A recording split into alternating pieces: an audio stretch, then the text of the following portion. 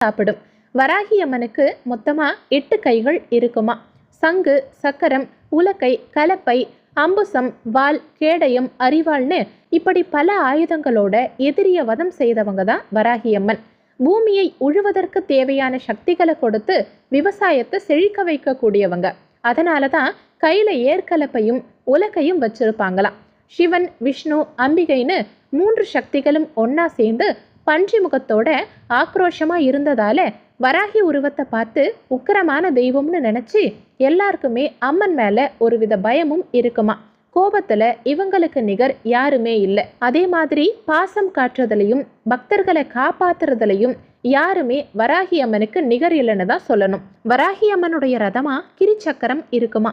இந்த ரதத்தை காட்டு பன்றிகள் தான் இழுத்துட்டு போகுமா. பஞ்சமி திதியில அவதரிச்சதாலையும் 5ஆவதா பிறந்ததாலையும் பஞ்சங்களை விரட்டக்கூடிய அம்மனை